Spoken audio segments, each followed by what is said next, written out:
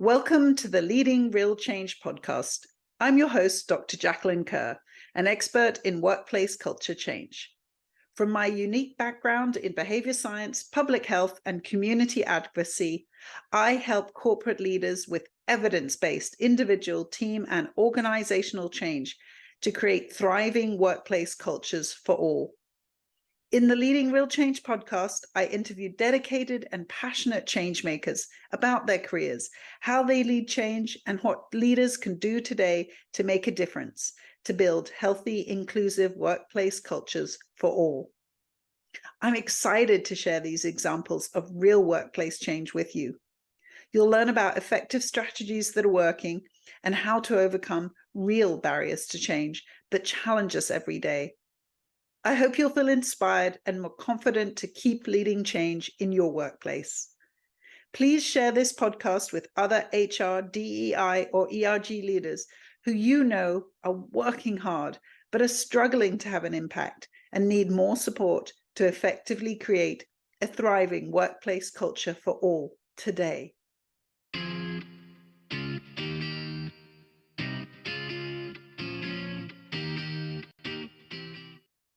My name is Melissa Cooper. I am the Chief Operating Officer at Globalization Partners and my family. So I have a husband and I have two young children, 8 and 6. Oh, exciting. Thank you so much for that. And so is your 6-year-old in school already or going to be in school? In school, in kindergarten, actually. So this is her first year. Yes, which is very exciting. And she's very proud of herself for being at the big kid school with her brother. Okay, thank you so much for those details and for coming to speak with us today. So can you start by telling us a bit about your career journey and how motherhood has played a role in that?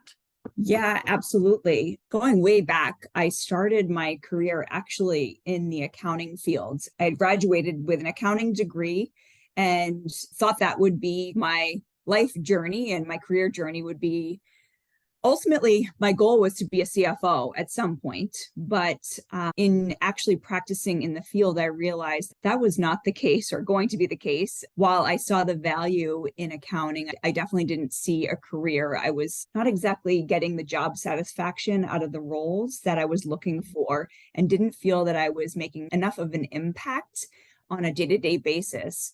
So I actually moved out to San Diego from Massachusetts in 2007. And this was after jumping from role to role with different accounting roles, basically probably trying to find my place. And when I moved out to San Diego, I once again got a job with a firm where I was working as a technical and transaction accounting analyst, supporting M&A type transactions. And wow, was that not for me? I was just bored to tears, quite frankly. And I went back to the recruiter that I had worked with originally when I first moved to San Diego. And this was within 3 months of starting the role. And I said to him, love living in San Diego. I'd really like to stay here and make it work. But I really need to find a role that I'm excited by. I am a worker. I love to work. That's just who I am. It's the type of family I come from. And so I really was looking for something where I felt challenged and that job satisfaction I was looking for. Fast forward to getting a job description of a role from this recruiter that essentially combined my accounting expertise and experience in education with an account management type roles. And it was for a company that was helping other US-based companies set up entities around the globe and support those entities with the back office requirements to actually run their entity globally. And this company was looking again for someone that had accounting experience, but was really like an account manager. So I met with a woman who interviewed me for that role. And ultimately, she hired me. And to this day, she is now the CEO of the current company that I'm at, Nicole Sahin. She will still tell you that she doesn't know if she hired me because I was actually qualified for the role or she actually just liked me as a person. But either way, I'm so grateful that she ultimately took a leap of faith and hired me for this role at the company was called High Street Partners. I was one of the early team members or employees at this company. I think I was employee number 16. So it was a very small company at the time. And I was there for close to 7 years, and I had several different roles within the company. But what I came to realize, Jacqueline, is that I loved account management. I loved working with customers and really helping them solve problems. And I also loved international business. I loved meeting and speaking with all these people around the globe that came from different backgrounds and cultures. And I was just fascinated by it. So I think I really came to find my place in the work world. So again, I stayed there for about almost 7 years. And in that time, Nicole Sahin had left High Street and had talked about her vision for a company that enabled any company around the globe to be able to hire employees globally, but without having to actually set up their own entity, which ultimately is now what we know as the employer of record industry. So she essentially founded the industry in 2012. And in 2014, she had approached me and offered a role at GP as essentially the first full-time employee alongside her as the founder. So I joined Nicole in April 2014. I was engaged at the time. And so I joined in April. I got married in October, and I came back from my honeymoon and I found out that I was pregnant. So I was only at the company for about 6 months, and this was a very small company, obviously, but a growing company, and she needed me. But why it's relevant and how motherhood has played a role in my career journey is that I couldn't have asked for a more supportive manager boss. She was so thrilled that I was going to become a mother. She had known that it was something that I had wanted to do since I had met her back in 2007. And despite the fact that we were a really small company, she enabled me to have the typical 3 months of leave. And I came back essentially to a different role because the company continued to hire people and continued to grow while I was on leave. But I was able to come back to an elevated role within the company. And this happened again in 2017 when I had my daughter as well, where essentially it enabled me to offload the work that I was responsible for and the role that I was responsible for. And while I was on maternity leave, when I came back to a more senior level role. So I'm grateful to Nicole and I'm grateful to the company for allowing me, not feeling like this was a negative, but quite frankly, it ended up being a positive for both the company and myself. It allowed us to scale and it allowed me to come into different roles when I came back to GP from both maternity leaves. Yeah, that's such a fascinating story, Melissa, and one that I just have never heard before. I've been interviewing so many mums over the last 2 years, and it's usually the opposite, that they've come back to many more responsibilities and no help. And in fact, the role has changed and literally on the point of burnout, returning from their maternity leave and without necessarily the 3 months that you were given. So I'm really delighted to hear this story. And I think it's such an important one because that's what we're going to dig into today is what were the conditions that made that happen and what were the values? How do we have employees who have that experience? Because that's definitely what we want. And I think also and we'll talk about this throughout the interview too, is the fact that you are helping other organizations around the world manage these employment issues. And yet in the US, we have some of the worst maternity leave policies. I'm so glad to have this opportunity to talk to you because I think that, again, is such a fascinating transformation for companies to think about, which is, oh, our normal practice here in the US is not acceptable in the rest of the world. Exactly. Yeah. And I have to say, we have, at least at the executive level team, about a 50-50 diversity ratio. But quite frankly, it's just about that around the globe. And what I find with working mothers is that they're actually some of the hardest working people you'll ever come across. It also requires you as a mom, and now that I've been through it, time management, project management. You have skills that frankly, you do it almost sometimes for survival because you're getting pulled in multiple different directions because you're a mom at home and you're needed at home, right? But then you've got your work life and you're needed by your team or you're needed by your colleagues. So it requires you to really figure out what that balance is to make sure that you're meeting the needs of a lot of different people that require your time, your energy, your support.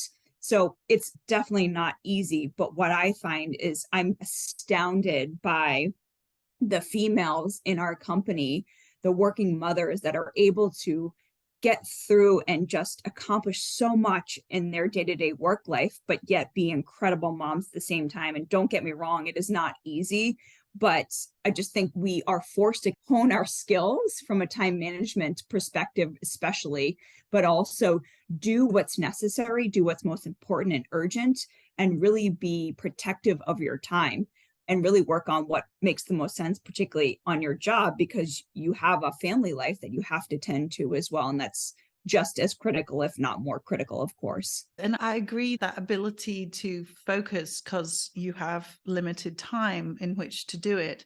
But also, I think, as you alluded to in your career journey, is purpose too. And one of my guests had described that he actually started a podcast while he was working in a job and realized he got so much purpose from that podcast. He really wanted to spend more time doing that. So therefore, he had to reduce his time on what he was doing at work. And he didn't become less productive. He became more productive because he became focused and because the purpose was driving him. So I know many moms who feel the same. If I'm going to be spending time away from my family, one, I want it to be impactful and meaningful. And two, I'm going to focus on the most important, impactful things.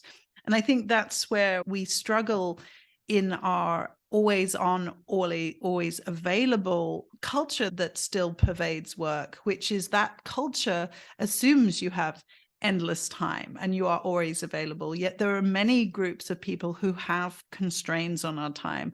So I feel like that when we only reward time-based merit and not actually focus on the impact or the performance, then yeah, we have definitely seen for the data that we're disadvantaging women and particularly mums in the workplace.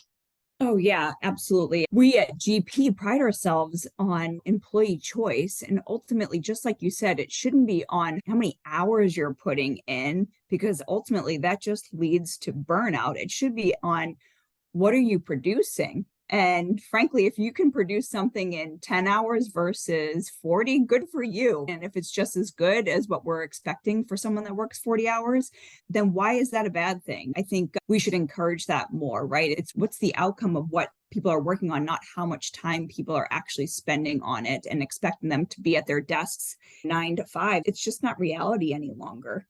So let's talk about that then. We're going to talk about the values that drive your organization and the policies and some of the initiatives that you've been doing. But tell me, where do you think it starts? Imagining somebody else thinking, okay, how do I get started with these more diversity-friendly workplace practices and policies?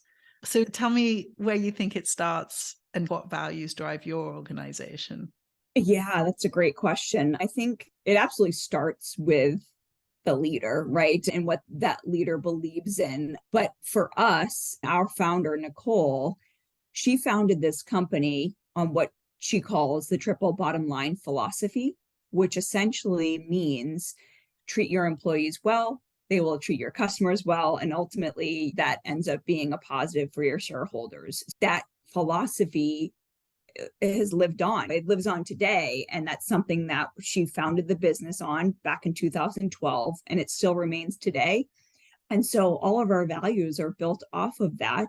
And our employees feel valued. And ultimately, with that, our customers are extremely happy. If you look at our reviews, customers feel valued because they're being supported by employees that feel supported. Then ultimately, it's a positive impact on our bottom line and happy shareholders. When it comes to values at the leadership level, kind of worked on and have honed over time, what are our most important values as a company? And it's changed, I would say, even since 2020 with COVID and becoming a remote first company, and what is most important to us as a company. But overall, our values drive what we're looking to accomplish as a company. So one of our values is customers are our compass. So we believe that customers are at the center of everything that we do. And we expect everyone in the company, not just those team members that are customer facing, but everybody to be accountable to a world-class customer experience and making sure that whatever we do ultimately is for the benefit of providing a great experience to our customers and the professionals that we hire on their behalf. So it's that accountability, it's the responsiveness, again, not only to our customers, but to our internal. We treat our colleagues internally as customers as well. We believe in big thinking. We encourage inventive ideas and challenging the norm of how things work. And we encourage curiosity. We like to say here that whatever got us here doesn't necessarily get us there. So constantly looking at things critically. And I think as a growing organization, that's so critical because in order to scale a business, just because you did something one way for, quite frankly, could be years, doesn't necessarily mean that's going to lead to success as the company grows and as we move to the future. So we encourage people to look at things differently and to challenge the norm. That's great. I really like just that simple way of putting it. It absolutely communicates curiosity and not assuming that the past is the best predictor of the future. So it opens people to go, what could be different? Yeah, exactly. And just like you said it before about the person who really loved what he was doing with podcasts, right? So it's like we're encouraging people to think critically about everything. I love that he was driven by that purpose of, oh, I really love doing podcasts. So it's like encouraging people to bring their own ideas and their own kind of feelings to, or thoughts and ideas to how we can shape this organization. And I think that ties into your own personal purpose and bringing that job satisfaction that I keep talking about to each employee that comes to work every day. You want them to feel challenged. You want them to feel encouraged to think outside the box. And it can lead to all different things like this person who now has his own podcast, which I love that story. So tell me some of the policies that your organization has developed to better support employees. Yeah, like I said, we are a remote first company, which essentially means that all of our employees work from home. And we do have what we call collaboration hubs. And essentially, those are offices in specific jurisdictions where we have a significant number of employees locally that allow them to go into those hubs. Not on a day-to-day basis. We actually discourage people going to one of our collaboration hubs and sitting on Zoom all day because that kind of defeats the purpose of collaboration. But we recognize that employees do still have value in getting together to whiteboard and brainstorm and have team meetings. So those collaboration hubs are for that purpose. And just to have that human connection. I recognize, and I do it for my own team, we actually just have one this week where we had to get together to talk about an evolution and transformation that we're undergoing within our department as we speak. Doing that over hours on Zoom is incredibly challenging, and you just don't get as much out of it, I would say, than you do getting in person. So we do, even as a remote first company, we do have a policy that people can take advantage of these collaboration hubs. We also have implemented in the last year or so, particularly with remote first challenges, because not all things are perfect when it comes to working remotely. What we found is that, and a lot of companies have, is that remote work actually leads to longer hours for people. There's no real stop at the end of the day and no commute, right? So because of that, we've seen people even get burnt out from working remotely. So we've encouraged and implemented policies that enable folks and managers to really understand when employees are working longer than 60 plus hours to alert those managers to say, heads up, you should probably speak to your employee because we're seeing that these employees are working over 60 hours per week, which is excessive and something's going on, right? So we need to address this. We don't want them to burn out.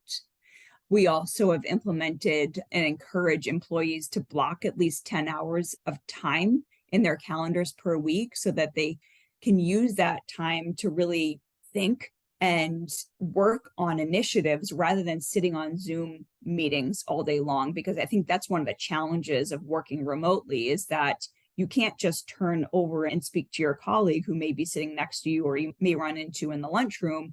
It requires you to be purposeful about reaching out, and that often leads to holding meetings. And quite frankly, those meetings are likely longer than they need to be. It seems that people have gotten comfortable with just a 30-minute meeting, but it doesn't always have to be 30 minutes. So we've also implemented a default to 25 or 50-minute meetings. And the purpose of that is to give people at least 5 minutes or 10 minutes to recharge, to go grab something to eat, whatever it may be, so that they're not jumping from meeting to meeting with no break in between. And flexible time off is another policy that we've recently implemented, enabling employees to really feel empowered about the time that they take off. So we don't allot a specific number of vacation hours for people to take. We allow them to basically have flexibility to take time off for whatever activity it may be, whether that's actually vacation or a hobby that they may have. Like you were saying earlier, you're moving your house. There are people that obviously people move houses all the time. So if you need time off to move, that type of thing. We also have what we call conscious connections. So we give an allotted money value to every employee around the globe to enable them to actually either meet in person or virtually and use that money to grab lunch with a colleague or dinner, whatever it may be. And that's done on a quarterly basis, again, to really create that and enable and empower folks to feel connected to their colleagues, which can be challenging when you're working remote. These are some fantastic examples. I'll give you a break from having to go through them and talk a little, because it's hard to keep up with all of them. I love that your hubs are local as well. And I think that's so important. So often there's this pressure to be at a headquarters that isn't necessarily where people are living. And even I've seen companies who are saying, oh, we'll help you move near a headquarters, and then not realizing what message that actually conveys, which is we're rewarding people to be at headquarters. So it's so great that you're saying that we're creating hubs where the people are. I love again that you're making a budget for these connections, and also thinking about the meetings, because again, so many mums are working flexibly, but that means they've got meetings at 7 a.m. as well. And so it's just even this last week, one of my mums couldn't get her son to school to be there early for a field trip because she had a 7 a.m. meeting. And so that flexibility isn't advantageous if it has no limits at all in when are your collaborative hours or how you make decisions about what you meet about. Oh, exactly. Yeah. And hearing that story, it's heartbreaking as a mom. So for listeners, I would encourage people to set those boundaries and feel empowered. I've had to do that myself, frankly, Jacqueline, where it was getting to the point where it was impacting my home life. And I had to put from 7 a.m. to 8 a.m. a block on my calendar Monday through Friday that says I am out of office, because that is a time in the morning that I have to get my children ready and I have to get them to school. And that's just a non-negotiable, right? So I think moms and dads should feel empowered to do that and really set the boundaries and know that, again, we have work lives and then we have home lives, and they're just as important. And making sure that you, again, I can't stress enough, setting those boundaries is so critical, because if you don't, no one's going to, and that time will just be taken advantage of. Exactly. And even if it is in setting that boundary, you start to have that conversation why it's a problem. But if we don't even try to set the boundary, then it being a problem is never known. I think this is something I definitely had to learn, even just between my husband and I. If I wasn't voicing the problems I had, then how could he possibly know what I was going through? And a couple of other notes I have here are circles of care and golden hours. Have you mentioned those yet? No, I've not. So our circles of care. So yeah, that is something that we implemented because there are tough things that happen in the world every day. And we really need to lean on one another when we're faced with unfortunate challenges in the world that can impact how we bring ourselves to work every day. And what I mean by that, as an example, particularly as a mom or as a working parent, when we unfortunately face mass shootings at schools, which it's awful to say, but does continue to happen in the States and just happened again this week in Denver. When one took place in Uvalde, Texas last May, myself and another colleague, we actually held one of these circles of care for our working parents, but frankly, anyone in the company to be able to join and just share their thoughts and talk through the feelings that we're having as scared parents that are sending our children off to school every day and worried about their safety, which is just astounding to have to think about in today's world, but it's reality. So that's it, the type of example where we hold these circles of care as a safe place for people to, again, just come together. Being in a remote first world, you can't do that with your colleagues in person. Doing it virtually, talking through our challenges, making people feel comfortable about how it's impacting them, perhaps impacting what they're able to do and accomplish at work too, because their minds are elsewhere, and just knowing that they feel supported and it's understood and it's really challenging. That's one circle of care that we've held. We also held another circle of care for our employees outside of the United States with the invasion of Russia into Ukraine. And really that impacted a lot of our employees in the European region who had family members in the Ukraine, frankly, family members and employees in Russia that were really struggling with what was happening there. Again, just another opportunity to ensure that people in our company feel safe and their voices are being heard, and that they just have colleagues that they can lean on when we're going through challenges around the globe. And unfortunately, it happens every day. So those are the purposes of our circles of care, and they are received quite well. And I think it's something I would encourage a lot of companies to do. And then golden hours. Yeah, golden hours. So as a global company, it's tough because we're working with people in all different time zones. So what we've found with golden hours is blocking off a specific period of time where essentially the time zones overlap to ensure that no team member is working outside of their normal working hours.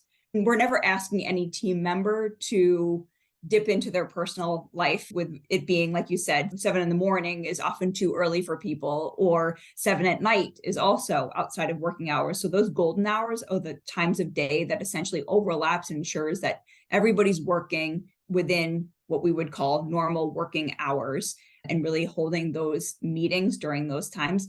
But golden hours also ensuring that, I should say, something else that we do is minimal meeting Mondays. And then on Fridays, making sure that there aren't recurring meetings either. So minimal meeting Mondays is just a fun acronym, just trying to limit the number of meetings that you have on Mondays, and in particular, not making sure that they're not recurring, so that people coming back from their weekend have the morning to really catch up, set their intentions for the day and the week. And then on Fridays, obviously people are looking to wrap up their week. And yes, we're working hard, but not having as many meetings on those days, so people can actually focus, do focus work and focus on what they need to get done and what their intentions are for the following week, as well as they head into the weekend. Yeah, I love that. Because again, it is those recurring meetings that occur on those days. So those are great alternative examples just to how to think through how we schedule meetings and think through the week. And as I say, it's not so that everyone can just have a long weekend. It's so that you can get your work done. And I love you have those 10-hour focus times as well. I think that's so important, because for us to do that deep, innovative, creative work, we need to be focused and not interrupted. So that's really important. And then the last one, I know you have also recently rolled out a new maternity leave policy. So tell us a bit about that as well.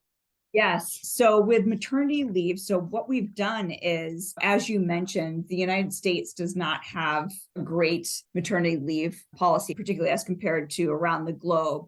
But what we implemented is what we call parental leave. And we have now a minimum globally of 16 weeks of maternity leave, and then 10 weeks of parental leave, and an additional 2 weeks of supplemental parental leave as well. So essentially, we've enabled a minimum of 4 months of maternity leave, not only in the United States, but globally. And then any country that offers more, obviously we would meet that standard regulation, but there's a minimum that we've implemented. And then in addition to that, we've supplemented the government income that's paid or the insurance that's paid to provide full salary. And we top that up to ensure that the employees are made whole with whatever their actual salary is. So essentially, they're not losing out on any salary for the time period that they're out on any type of parental leave. That's great. And so how are your employees responding to all these initiatives? What are the differences that you've seen happen because of them? Yeah, I think employees feel heard. We took a lot of the feedback that we received through various channels. So we do what we call a GP voice survey, and that's sent out to all of our employees around the globe. And we ask really pointed questions about their experience working at GP. And the point of that is so that we can take action. And one of them was our global benefits. And obviously, one of those being parental leave.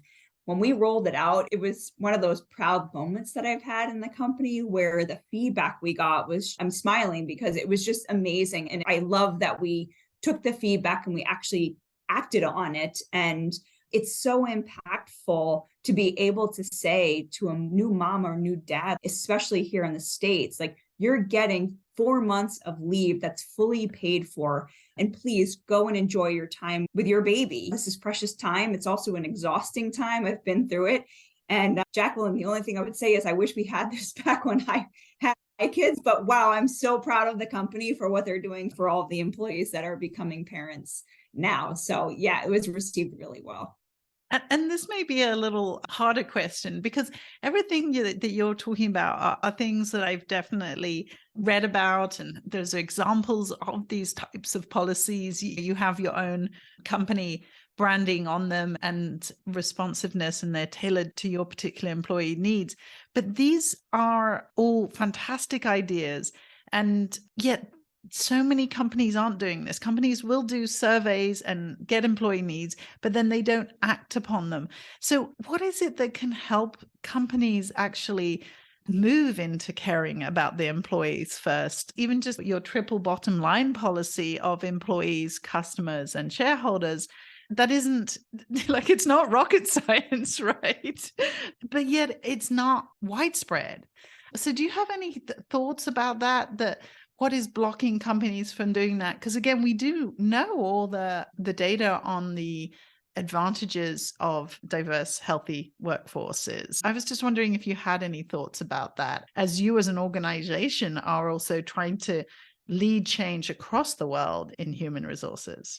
Yeah, I think by virtue of what we do as a company, I do believe we are making an impact by sharing what we do as a company with our customers who are hiring globally through us.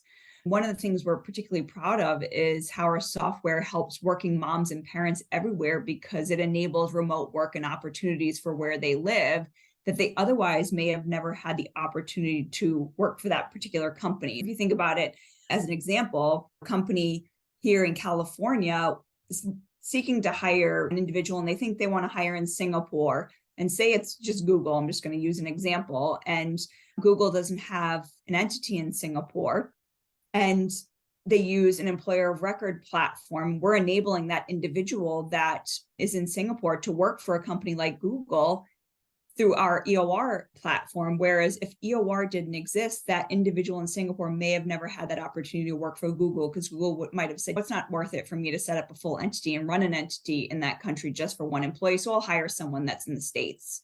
So I do believe that what we do actually helps, again, everybody around the globe, but particularly even working moms and parents, because one, they're getting the opportunity to work for essentially any company around the globe who's hiring globally through our type of platform, but also ensuring that when we are supporting customers with hiring globally, that we're sharing our best practices and helping them really be a best-in-class employer, because we're doing it simultaneously, like with them, meaning we've rolled out these amazing parental leave and other global benefits options to our own internal employees. And so when customers come to us and say, I'd like to hire this person in Singapore, what are the local typical supplemental benefit packages that are offered? Or what's the salary benchmarking look like for a QA analyst in Singapore, as an example?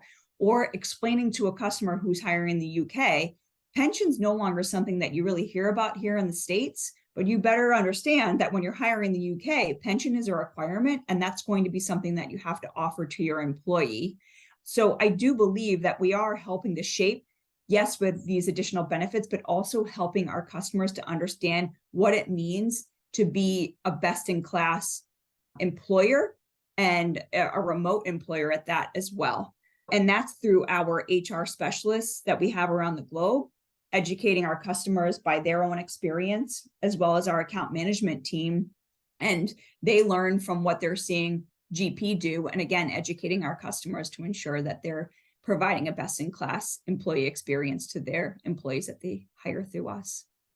And I love that method of having best in class or toolkits to help people put these into place. I think that's what's so important for companies to say, okay, how do we do this?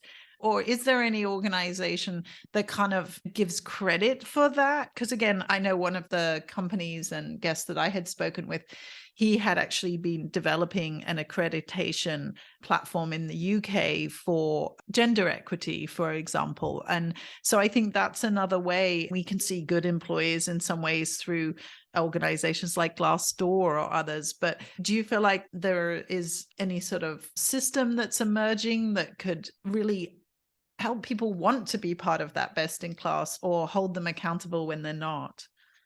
It's interesting you say that. Where my head is at is we have implemented consortium for the employer of record industry alongside other employer of record companies. And one of the purposes is to, again, implement the best in class practices as an EOR and ensure that we're lobbying with local governments for them to understand what an EOR does, particularly in some jurisdictions where it's not seen as necessarily viable or legal, and it requires a lot of hoops to go through.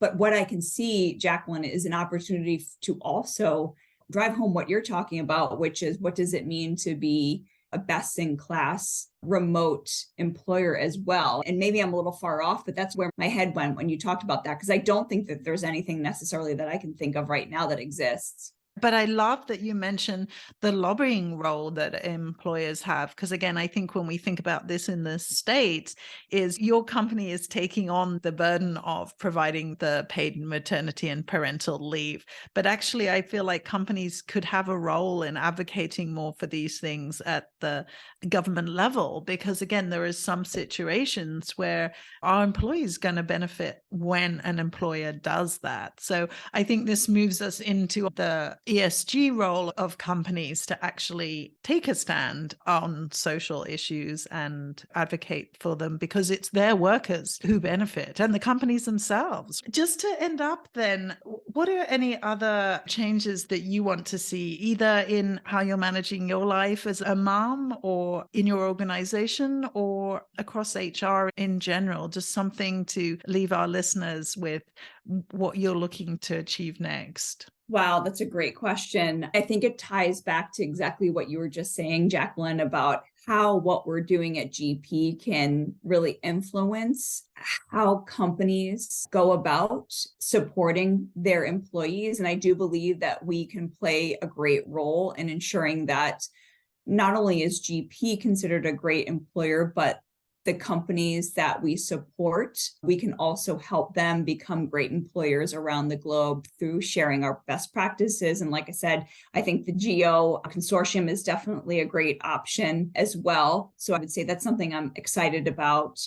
For myself, I think every working mom can always work on doing a better job of balance. I think a friend of mine just told me recently, Melissa, we always expect perfection out of ourselves, and you don't have to be perfect at either at work or at being a mom, and know that you're doing the best you can. So I think giving ourselves a little bit of grace as moms, as working parents, is always something working on in particular with myself, and knowing that I don't have to be perfect at everything. And it is a constant juggling act and balance. But ultimately, I get so much satisfaction and purpose, like you said earlier, out of what I do at work, and certainly as being a working mother as well, and making sure that my kids understand the value in hard work and that I love my job. And I don't want them to see that what I do on a day-to-day basis at work is a negative. So I try to always stay very positive, even when I have to miss certain events that I would love to be at, but unfortunately I can't for them. I want them to know that it's because it's something that I love and I'm doing it ultimately for our family. So I would encourage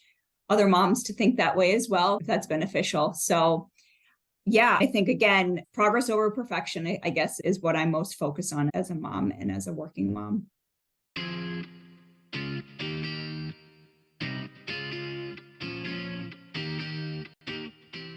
Thanks so much for listening today. I hope the podcast brings you fresh ideas, renewed confidence, and energy to keep leading change. If you need a partner in these efforts, I can help you effectively build a thriving workplace culture for all. I'll help you overcome the real barriers to change you face every day and help you lead real change with evidence-based solutions.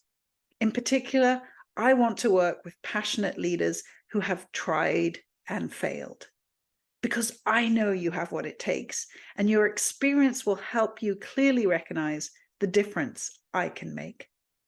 For a free consultation today, please visit my website at www.leading-real-change.com. That's www.leadingrealchange.com.